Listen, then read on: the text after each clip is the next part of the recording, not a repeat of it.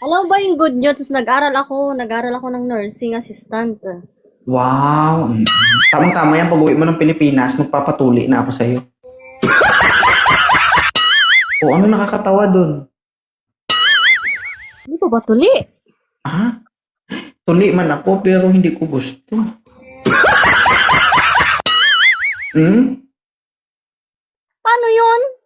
Ibang pamamaraan kasi ang ginamit sa akin nung tinuli ako. Gusto ko maranasan yung ibang klaseng pamamaraan. Yung ipet. Hindi. Hmm. Alam mo kung ano? Ano po? Pumalo, ginamit sa akin, dos por dos. Ayun. Gusto ko naman maranasan yung kakaibang pagtuli. Okay lang ba? Sa mga panahon namin, hindi uso-uso yung gunting. Oo. Alam mo ba nang tinuli ako? Huwag ka makakit ng mga maingay dyan. Ibaba ko to, i-cancel ko to. Mute siya. Mute. Na. Oo. Alam mo ba nung tinuli ako? Maliit pa ako nung tinuli ako. Siguro mga nasa 9 or 10. Nung pinalo ng 2x2, halos hindi ko makita yung ulo-ulo ng bao-bao. Diyos ko. Pagkapalo sa akin, ang ganun, uy, nasaan na? Uy! Wala ka ng duraan na bayabas, day. Nagtago. Ang sabi ko dun sa mangtutuli, sabi ko, sir, tanggalin mo yung balat, ha? Sabi ko, sir, parang matanggal mo pati ulo.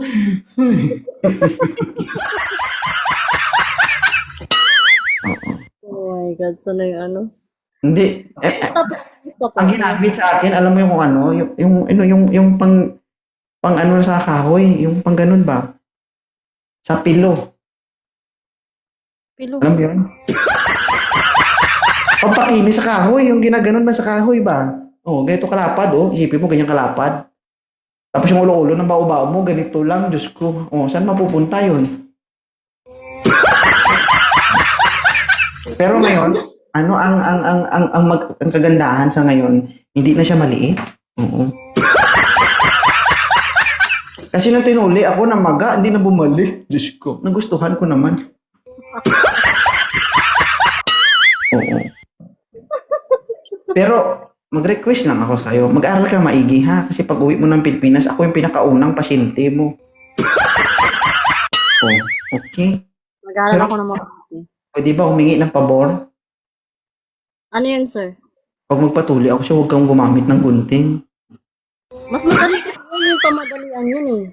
Mm. Pwede ba kapag tinuli mo ako, huwag kang gumamit ng gunting? Gusto ko gamit dila.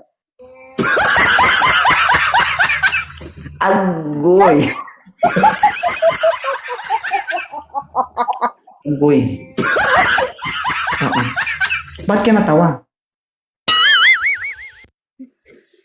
Assistant nga. Hindi daw ako doktor. Assistant nga. Nursing assistant nga lang. Ang nurse guys, pwede magtuli. Diyos ko naman. Di ba? Assistant lang ako, sir. Taga-abot lang ako ng ano. Sa instituto yung ano eh, yung mantutuli sa amin. Alam mo kung bakit? Nandudura. Gusto ko naman ma-experience. Babae naman ang magdura.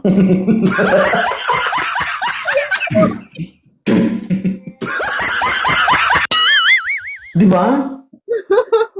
Kaya nga. Alang saya ko, sir. Thank you. Talaga ba?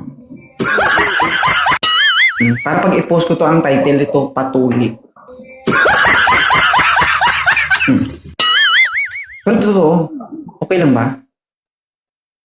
Sir Bongski, Opo, okay lang po. uy, gusto niya. Dudura ka rin. Ay, hindi. Hindi yun. Aray.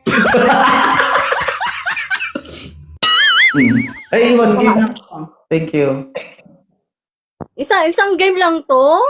Ano gusto mo? Kaya mo matagalan? Hindi mo kaya dumura. Kaya mo pa magtagal. Diyos ko naman. Pag hindi ka marunong magdura, dahil masakit, ma-update. Sir, kaya ko lang mag-inject. Pero hindi ko kayang dumura. Marunong din naman ako mag-inject ah. O, isa na lang. Pagbigyan ko yung hiling mo. Ayan. Yan. O. Kamusta Finally. na? Finally. Nagkaroon ka na ba ng boyfriend sa ibang bansa? Hindi po. Sure? Mamatay man? Kahit mamatay na siguro ako ngayon. Ay, problemado. Wag mo ka Jesus Maria, dahil magsisi ka talaga dahil. Yung tipong namatay ka pa, tapos nakikita mo yung katawan mo na nakahandusay. Diyos ko, sayang, sana ginamit ko. Ganun po. Dapat makatikim ka ng luto ng Panginoon. Dun sa asawa ko, di ba? Ah, Oo. hindi mo nagustuhan yun kasi hiniwalayan mo man. Tama na. Ibig sabihin may phobia ka na ngayon. Parang ganun. Ay, cancel ang pagpatuli. Oy, hindi pala ito pwede. O bakit? Bakit cancel? Walang ang tag dito? Wala ka namang gana?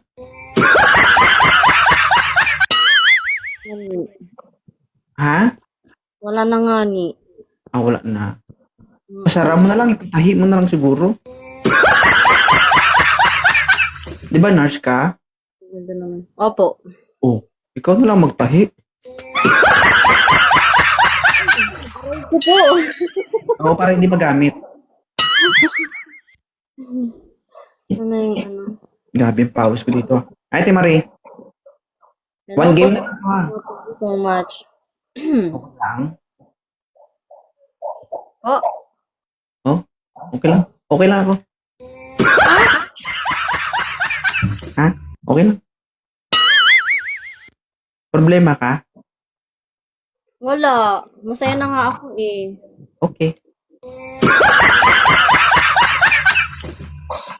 I'm Chikeng. Maraming salamat, Chikeng. Del, shout out. Oh. Thank you so much. Kailan ka ba uwi ng Pilipinas? Sa ngayon, sir, nag-aaral muna ako, tapos pag nakahanap ako ng magandang trabaho, makakapag-ipon ako para sa mga anak ko. Ilan ba anak mo? 2 po. Kambal? Hindi. Yung panganay ko, 10 years old, yung pangalawa, 7. Naniniwala ka ba na education is the key para maging successful ka? Yes po. Ako hindi. Wala. Ilan taon ka na ba? 33. 33. Alam mo, sabi ng tatay ko nung malait ako, kung ano, nak, mag-aral kang maigi. Para paglaki mo, makahanap ka ng magandang trabaho, ballpen lang hawakan mo. Nag-aaral ako ng maigi, ma'am. Alam mo kung ano nangyari sa akin? Nagsipag ako sa pag-aaral, nagtapos ako ng 4 years. Nag-graduate ako, 4-year course. Thank you, Sir Bongski. Nakapasa ako ng board exam, may lisensya po ako. Ha? Nag-apply ako sa serbisyo. 10 years in service. Ganun pa rin yung buhay ko.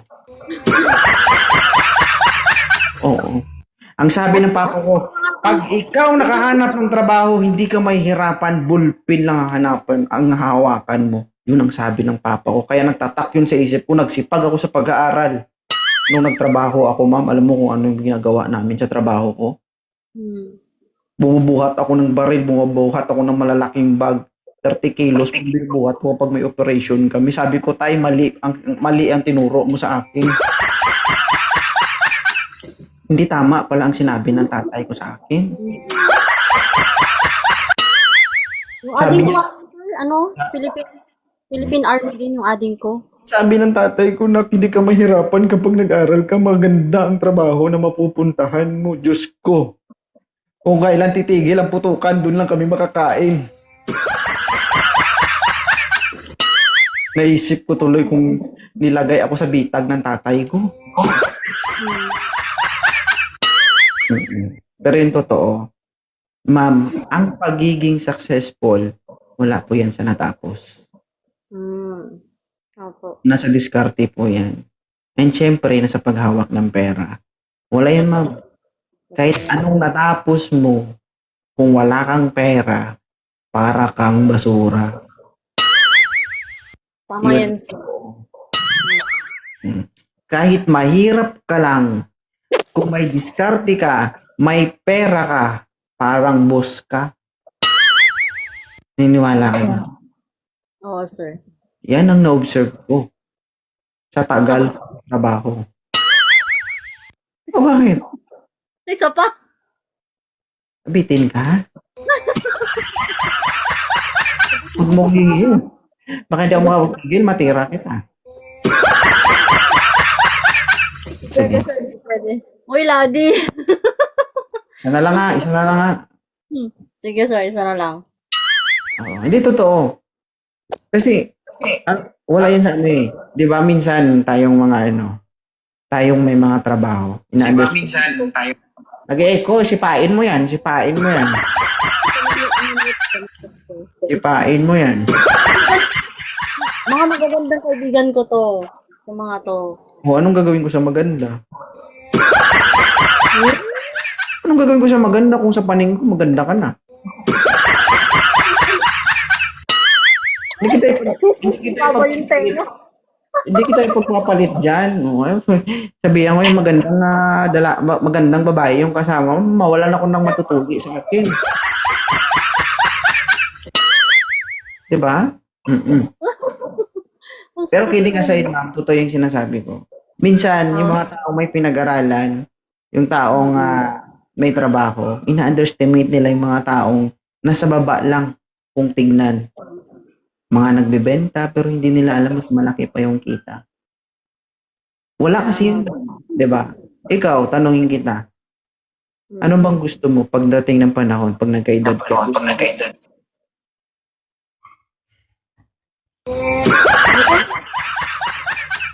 Business-minded din naman ako, sir. Business-minded ako. Magnegosyo tayo? Oo. At sa Pilipinas, sir, may lumihan ako dati. Lumihan, barbecuehan, Dati. milkihan. Oo, dati. Asa na ngayon? Wala na. Oh, huwag mo nang bilangin yun. Wala na yun. Huwag bibilangin yung... Wala na eh. At least, sir, na-experience kong magnegosyo, di ba? Oo. Ang negosyo pa sa gal. Diba? Tama. Manalo matalo, tuloy pa rin. Oo. Wala. Pag nakaipon-ipon ako, Kailan?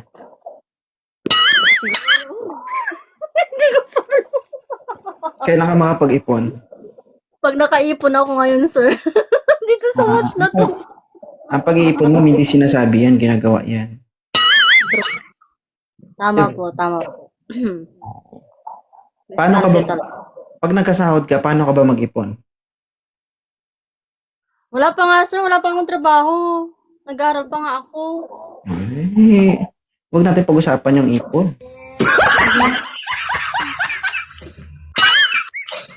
Saktan lang ako pag pinag-usapan yung ipon. Alima, ganito kasi ma'am, with regards to financial management, may trabaho ka o wala, ang pag-iipon dapat nasa sarili mo yan. Intindihan mo. Dapat kasi ang paghawak ng pera, savings equals expenses. Unahin mo yung savings, ang matira, yun ang magiging expenses mo. Diba? Parang 60-30. 60% ipon mo, 30% expenses mo. Dapat ganun. Diba? Sa financial. Ha? Financial? Financial literacy ba yun? Yeah. Yeah. Meron kayo niyan, di ba? Opo. Kung pumasok sa utak mo. Actually, ma'am, ang pag-iipon, hindi mo kailangan pag-aralan yan. Hindi mo kailangan makakuha ng certificate para malaman mo yung pag-iipon. Di ba? Kasi self-analyzation na lang yan eh. Hindi mag-iipon ako kasi pag-uwi ko ng Pilipinas, nangangailangan ako. Basic. Ano lang. Opo. Hi, welcome, Mr. Worldwide. Opo. Parang lolo mo na ako. Paggalang yun, sir. Opo. Sir, Salamat. thank you. Oh. Thank you po sa time, sa pagpapatawa. Ano? Nalagay by thank you na lang. God bless. Wala nang libre ngayon.